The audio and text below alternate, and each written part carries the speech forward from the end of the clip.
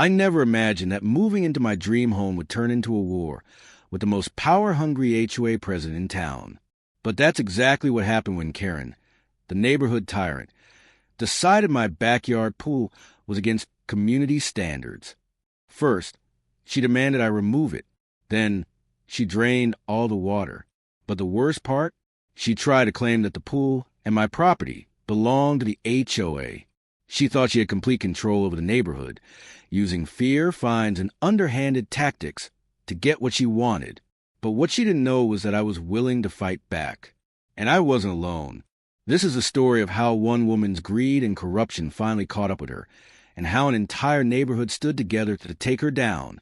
Before we dive in, let us know in the comments where you're watching from. Karen was a force to be reckoned with, a self-appointed queen who wielded her authority like a weapon. Her rules were rigid, her punishment swift, and her ego insatiable. As a newcomer, I had no idea just how far she'd go to enforce her vision of perfection. The trouble began when I found a letter taped to my front door. The envelope bore the unmistakable emblem of the HOA. Inside, a tersely worded notice informed me that my backyard pool, installed years ago by the previous owner, violated community aesthetic standards. I had 30 days to remove it or face a $5,000 fine. My blood boiled. The pool was pristine, professionally built, and had been there for years without issue. I called the HOA office hoping for clarification, only to be greeted by Karen's frosty voice. "This isn't personal, James," she said condescendingly. "We're simply enforcing the rules. You should have reviewed them before moving in." "But the pool predates my ownership," I protested. "Surely there was some sort of grandfather clause?" Karen laughed coldly. "Rules are rules. I suggest you comply." And with that, she hung up. Over the next few weeks, I learned why Karen's reputation struck fear into the hearts of residents. She fined families for hosting birthday parties deemed too loud, issued warnings over unapproved garden gnomes, and spearheaded campaigns to tow RVs parked in driveways. No one dared stand up to her. The fear of retaliation was too great. But I wasn't about to back down. I dove headfirst into researching the HOA's bylaws, combing through every clause and amendment. What I discovered infuriated me. Karen was exploiting ambiguities in rules to impose her personal preferences. There was nothing prohibiting pools like mine. Armed with this knowledge, I confronted Karen at the next HOA meeting. The room buzzed with tension as I walked to the podium, holding up a printed copy of the bylaws. I declared, "There's nothing here that prohibits pools like mine. Your demands are baseless." Karen's face darkened. "The bylaws are subject to interpretation," she snapped. "And as president, I have the authority to enforce community standards." "Authority doesn't mean you can make up rules as you go." I shot back, my voice rising. The room erupted in murmurs. Some neighbors nodded in agreement, emboldened by my defiance, while others nervously awaited Karen's response. She glared at me, her eyes narrowing with barely concealed rage. "You'll regret this," she hissed as I left the podium. True to her word, Karen wasted no time making my life miserable. The very next morning, I woke to find another notice taped to my mailbox, this time citing landscaping violations. According to Karen, the flower bed in my front yard was not community approved. As I read the notice, my neighbor Rob approached, shaking his head. "She's done this before," he warned. "Anyone who crosses her ends up drowning in fines and violations. It's how she keeps people in line." "I'm not going to let her bully me," I replied firmly. "This is my home. She has no right to dictate how I live." Robert looked doubtful. "I admire your courage, but be careful. Karen has connections, even with the city council. She'll do whatever it takes to win." That evening, I discovered just how far Karen was willing to go. Returning from work, I found my pool completely drained. The once crystal clear water was gone, leaving behind a stark, empty shell. A small crowd of neighbors had gathered, whispering among themselves, and in the center of it all stood Karen, arms crossed, wearing a smug smile. "What the hell did you do?" I demanded, storming up to her. "Oh, don't be dramatic," she replied coolly. The pool was a safety hazard. The HOA had every right to address it. Before I could respond, Flashing blue lights illuminated the scene. A police car pulled up and an officer stepped out. Karen didn't miss a beat. "Officer, thank goodness you're here. This man's pool is illegal, and he's been threatening me." My jaw dropped. "Threatening you? This is my property, and you're the one trespassing." The officer looked uncomfortable. "Let's all calm down," he said. "I'll need to see proof of ownership and any relevant documentation." As I retrieved my papers, Karen's smirk grew wider.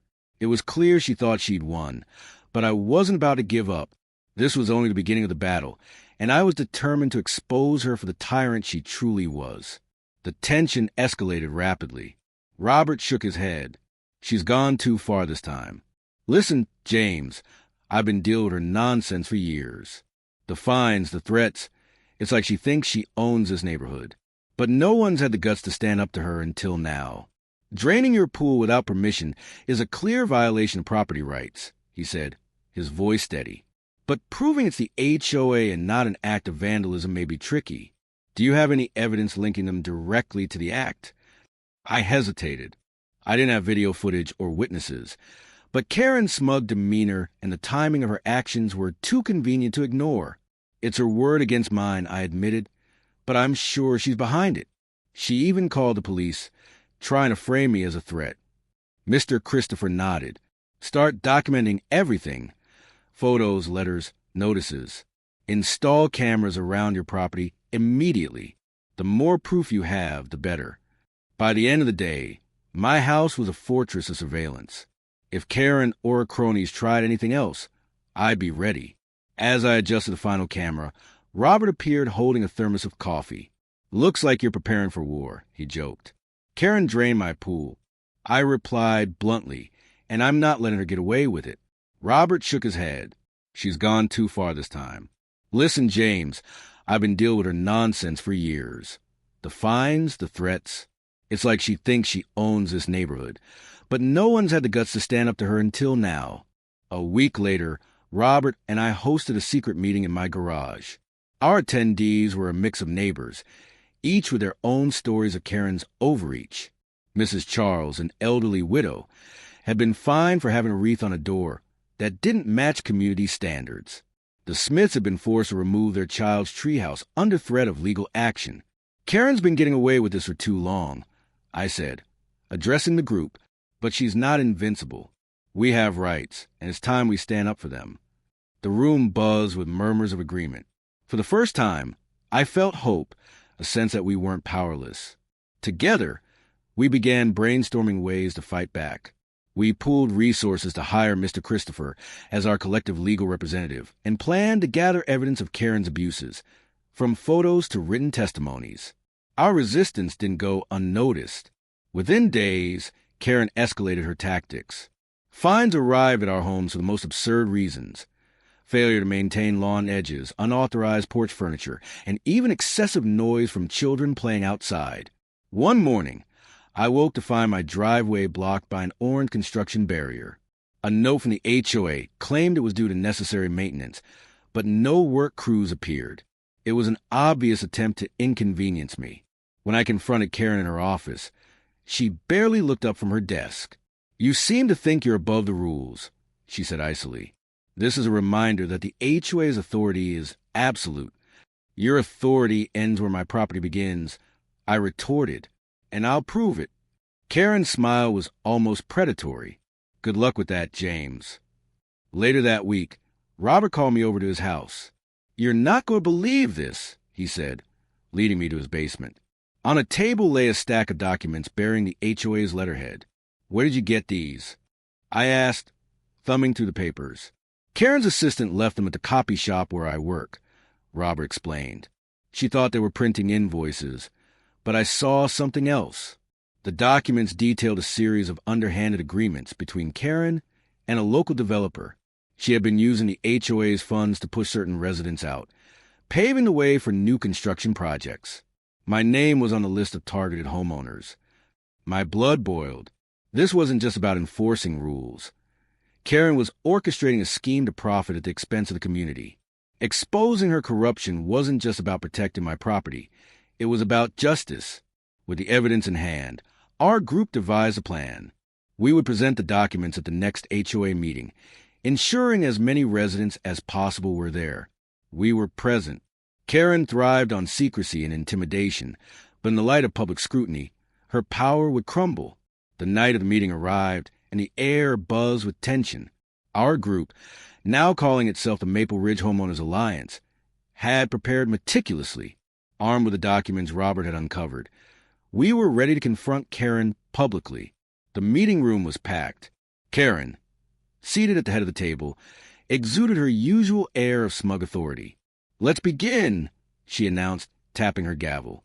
The agenda was filled with mundane topics: street repairs, landscaping, budgets.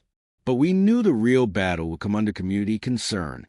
When the floor opened for comments, I stood, my heart racing, forcing myself to speak with confidence. I began, "I have serious concerns about the actions of this association," holding up the incriminating documents. I continued, "Karen has been using her position to push homeowners out and profit from deals with developers." The room erupted in gasps and whispers. Karen's composure faltered for a moment, but she quickly recovered. "This is absurd," she said dismissively. "These accusations are baseless and defamatory." I handed copies of the documents to the attendees. "See for yourselves," I urged. "These records show payments made to Karen from developers, along with plans to replace existing homes with new construction. Several families here tonight are on her list of targets." The crowd's mood shifted. Faces turned from Karen to one another, disbelief giving way to anger. A neighbor stood, clutching the papers. "Is this true?" he demanded, his voice trembling with rage. Karen's massive control began to crack. "These are fabricated," she insisted, a pathetic attempt to undermine my leadership. "If they're fake," I shot back, "then explain why they were found at your assistant's workplace." The room erupted again, and this time Karen had no immediate answer. Her loyal supporters looked uncomfortable, shifting in their seats as the weight of the evidence pressed down on them. Karen wasn't about to go down without a fight. "I will not stand for this circus," she snapped, standing abruptly. "This meeting is adjourned until further notice." She stormed out, leaving the room in chaos. Despite Karen's retreat, the damage had been done. Neighbors formed small groups, whispering about the revelations. Robert and I used the opportunity to rally support, encouraging others to join our alliance. Over the next few days, Karen's retaliation was swift and ruthless. New fines appeared on our properties, citing absurd violations.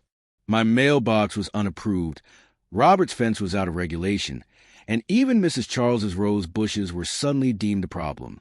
Karen was clearly trying to intimidate us into submission, but we were ready. We filed formal complaints with the city council, attaching copies of the evidence. Local media caught wind of the story, and soon reporters were knocking on doors, seeking interviews. Karen's carefully constructed image as a community leader began to crumble under scrutiny as public pressure mounted. Karen called an emergency meeting, an obvious attempt to regain control, but our alliance saw it as an opportunity. We arrived early, filling the front rows with allies and supporters. Karen entered the room flanked by her remaining loyalists, her usual confidence absent, replaced by a defensive, almost frantic energy. "I've called this meeting to address the baseless accusations being spread," she began, her voice strained. I stood again, this time with more confidence. "The community deserved the truth, Karen. If these accusations are baseless, then why are you refusing to allow an independent audit of the HOA's finances?" The crowd murmured in agreement. Karen hesitated, then launched into a rambling defense about protecting privacy and maintaining order, but her words rang hollow. The tide had turned. Midway through the meeting, a city council representative entered the room. The murmur stopped as he approached the front. "We've received numerous complaints about this association's practices," he announced. "Effective immediately, an independent review will be conducted. All operations of the HOA will be temporarily suspended." The room erupted in cheers. Karen's face went pale, and she stumbled back into her chair. For the first time, she looked truly defeated. The night Karen lost control of the HOA was the first time in years that Maple Ridge felt like a real community again. No more unnecessary fines, no more threats, No more bullying. The neighbors, once too afraid to speak up, now work together to ensure our homes remained ours, without Karen dictating every detail of our lives. As for Karen, she tried to fight the independent audit, but once the city got involved, it was game over. The investigation uncovered years of corruption, illegal HOA fines, and even fraud. Karen had been pocketing money from homeowners for years, and now she was facing legal consequences. Her house was put up for sale within a few months. I couldn't help but smile when the new owners painted it a bright blue, the exact kind of thing Karen would have thrown a fit over. I never wanted to fight, but I also wasn't willing to back down. The lesson? When people like Karen think they own everything, it takes just one person standing up to remind them that they don't.